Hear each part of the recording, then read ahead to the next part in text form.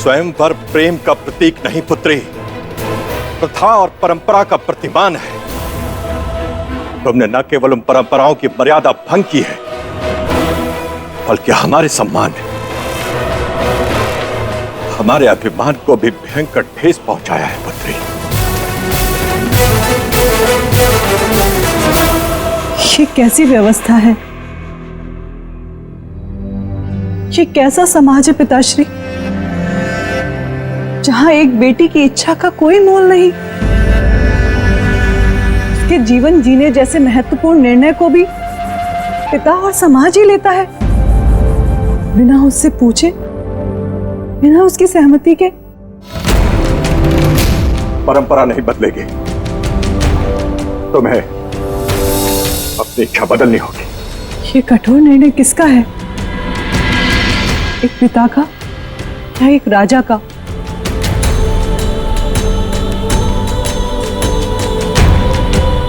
यदि एक पिता का हुआ तो हम पिता की इच्छा पूरी करने का उपाय सोचेंगे। और यदि एक राजा का हुआ तो हम विरोध करेंगे।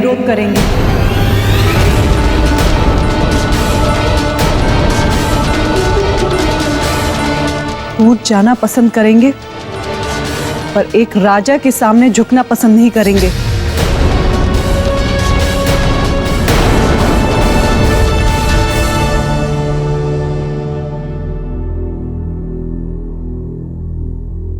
तो आज एक पिता अपनी पुत्री से विनती करता है, बदल दे अपना ये निर्णय पुत्री। नहीं पिताश्री, अब ये निर्णय हमारा नहीं रहा। सम्राट हमारे जीवन साथी हैं। इसके कारण हम दोनों के जीवन के सारे निर्णय हम दोनों की राय के द्वारा ही लिए जाएंगे। तो आपके मान के लिए इस संदर्भ में हम उनसे बात अवश्य करेंगे।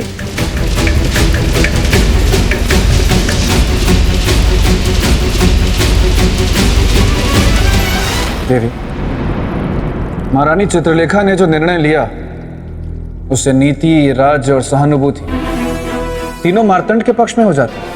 हाँ राजन, किंतु प्रेम और हृदय ना किसी नीति को जानते हैं, ना किसी राज्य को मानते हैं। इसका अर्थ कि महारानी चित्रलेखा को अपने प्रेम के आगे ना स्वयंवर दिखाई दिया और ना अपने पिता का आदेश।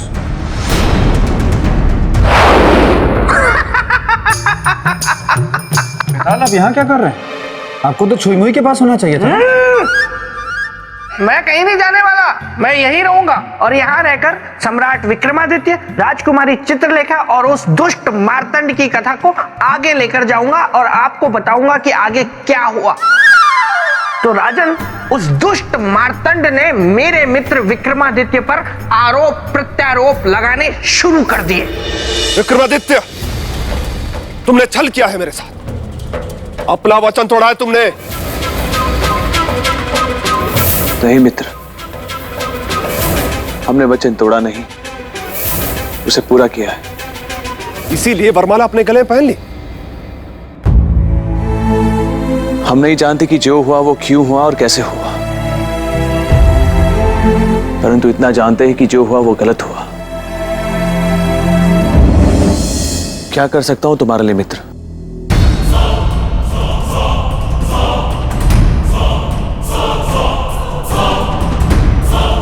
यहां से चले जाइए, यहां से चले जाइए, अविलंब, अविलंब।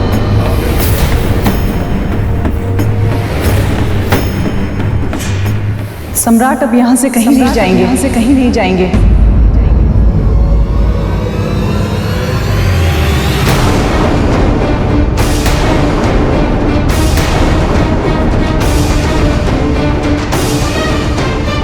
आप इन्हें रोककर हमारी अड़चन को रोक रही हैं। अड़चन तो आप उपस्थित कर रहे हैं ब्राह्मण कुमार। मैं और अड़चन, ये क्या कह रही हैं आप?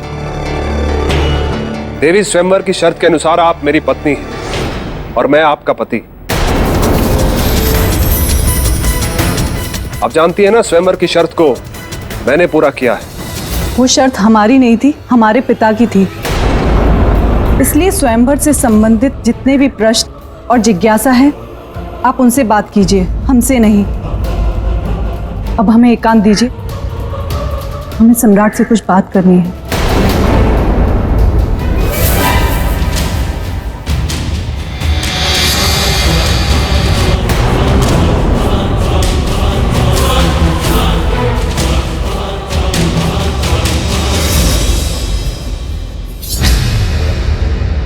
राजकुमारी चित्रलेखा, आपने ऐसा क्यों किया? अपने प्रेम के लिए। किस प्रेम की बात कर रही हैं आप? यदि आप जानना चाहते हैं उस प्रेम को जिसके लिए हम अपना कर्तव्य, अपना धर्म दोनों भूल गए, जिसके कारण हमने वरमाला आपके गले में डाली, तो उसके लिए आपको हमारे साथ आना होगा। आइए।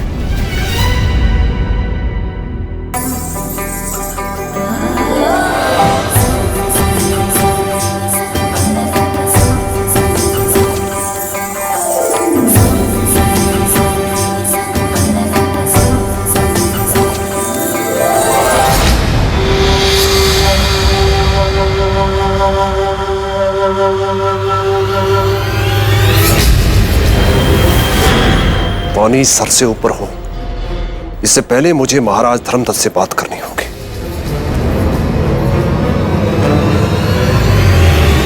और फिर अपमान की आग में दुष्ट मार्तंड जल उठा।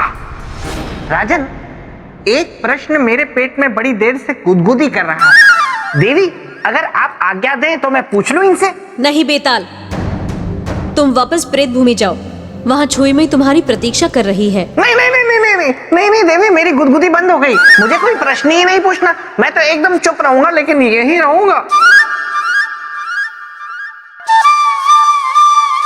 और फिर राजकुमारी सम्राट को ले गई अपने प्रेम का प्रमाण देने।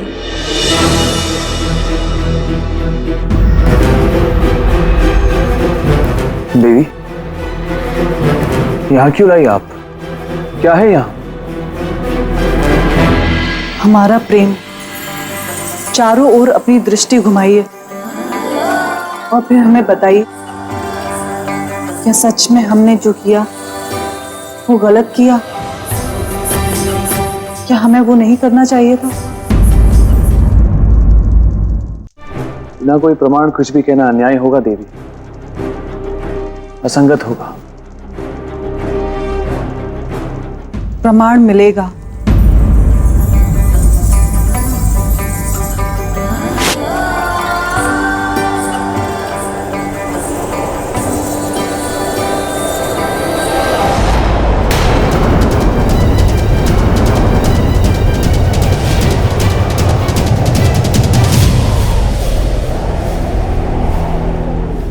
ये क्या है देवी? चारों ओर हमारी तस्वीर। देख लिया ना प्रमाण, एक नहीं कई हैं जो हमारे रोम रोम में बसने वाले प्रेम को दर्शाता है। सम्राट, हमारा जीवन आपसे है और आप पर ही समाप्त होगा। आपके अलावा ना कोई था, ना कोई है और ना ही कोई होगा। और हाँ सम्राट, यदि आप नहीं तो हम भी नहीं।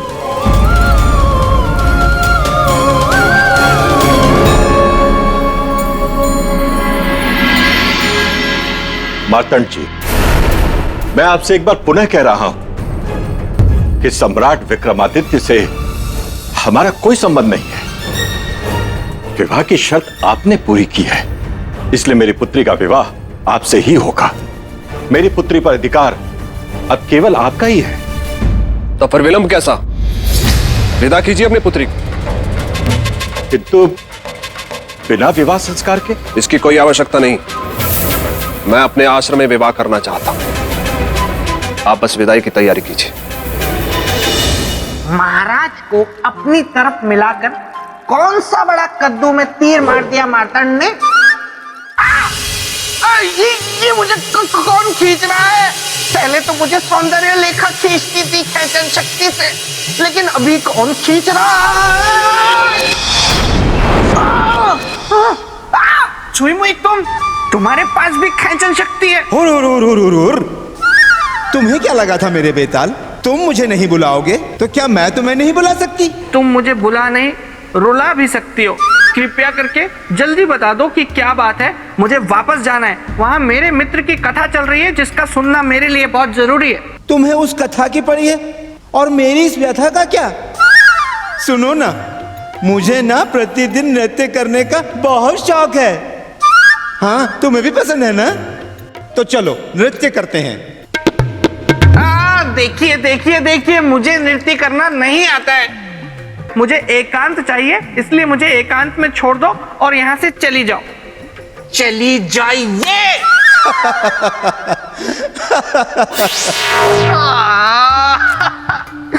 ये कुंवारा ग्रहण योग के चक्कर में मैं कहाँ फंस गया। गोलू, जल्दी से दिखाओ गुफा में क्या हो रहा है। देवी, फिर क्या हुआ? मुझे जानने की जिज्ञासा है। राजन, जहां एक और मार्तंड महाराज को अपनी तरफ करके सम्राट विक्रमादित्य के विरुद्ध ईर्ष्या भाव रख रहे थे, वहीं दूसरी ओर राजकुमारी चित्रलेखा सम्राट को अपने प्रेम का विश्वास दिला रही थी। इस सत्य को हम अब भी स्वीकार नहीं कर पा रहे हैं कि कलश भेदन किसी और ने किया और न ही जन्म जन्मांतर तक कर पाएंगे, क्योंकि हम जानते हैं कि कोई दूसरा कलश भेदन कर ही नहीं सकता था। इतने विश्वास से आप कैसे कह सकती हैं? इसलिए क्योंकि हमारा प्रेम सच्चा है, वो विश्वास की नींव पर खड़ा है। अब बताइए, क्या आपको अब भी लगता है कि हमने जो किया वो गलत किया? हमें नहीं डालनी चाहिए थी आपको वरमाला? कैसे कहें कि आपने वरमाला डालकर गलत किया? आपको देखते ही हमारे मन में भी तो यही भाव आया था कि आपसे हमारा संबंध भी सदियों पुराना है। क्या सोच रहे हैं सम्राट? हमारे प्रेम का निर्णय सुनाइए। हमारे प्रेम का निर्णय सुनाइए। देवी, एक पराजित और अपराधी क्या निर्णय देगा? निर्णय तो सदा विजयी सुनाता है। मैंने सुनी आपकी प्रेम गाथा और इन चित्रों का सत्य भी सुना। प्रशंसा करता हूं आपके समर्पण की। किंतु देवी, अब इन सब का कोई अर्थ नहीं। अब आप मेरी पत्नी हैं। अब आपको अपना समर्पण मुझे करना है। दासियों, ले चलो राजकुमारी चित्रलेखा को और इनकी विदाई की तैयारी करो। रुक जाओ! कोई भी राजकुमारी की इच्छा के विरुद्ध इन्हें यहां से नहीं ले जाएगा। ये एक स्त्री की स्वतंत्रता पर प्रहार है और हम ऐसा कभी नहीं होने देंगे। मित्र मार्तंड, यदि बल का प्रयोग करना है तो शस्त्र हम भी उठा लेंगे। क्या कहा? शस्त्र उठा लेंगे? वाह वाह सम्राट, वाह! एक न्यायशील, धर्मप्रिय, पराक्रमी सम्राट का असली चरित्र सामने आ ही गया। वचन देकर वचन तोड़ने वाला चरित्र। अच्छा मित्र, एक बात बताओ, आप ही ने कहा था ना कि आप हमारा विवाह राजकुमारी चित्रलेखा से करवाएंगे। विवाह कराने में हर संभव सहायता करेंगे। याद है या भूल गए? मित्र, एक महत्वपूर्ण परामर्श दे रहा हूं। अच्छा होगा स्वयं अपने हाथों से राजकुमारी चित्रलेखा को मेरे साथ विदा कीजिए और वचन धर्म निभाने वाले के रूप में उदाहरण बनिए। दासियों, ले जाओ राजकुमारी चित्रलेखा को यहां से। नहीं सम्राट, सम्राट अपना पति धर्म निभाइए, हमारी रक्षा कीजिए। सम्राट, सम्राट हमारी रक्षा कीजिए।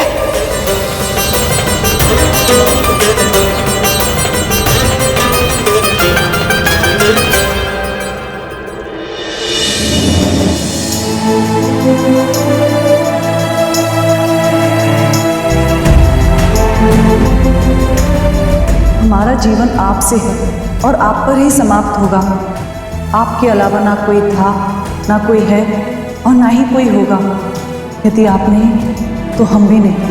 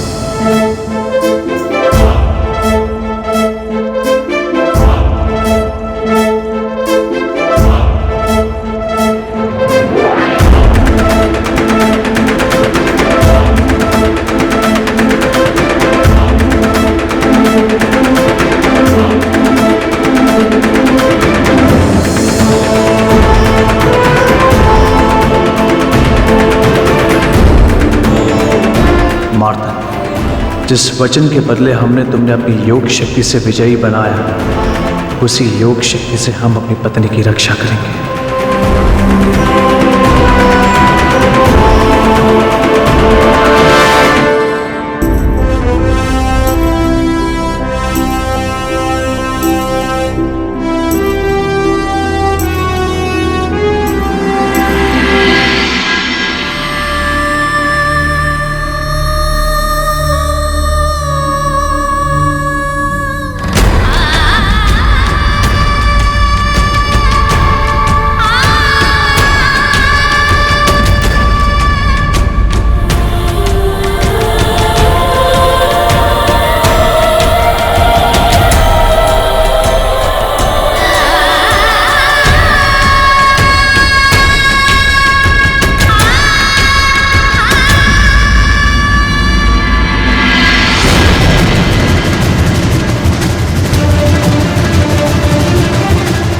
मार्तंड,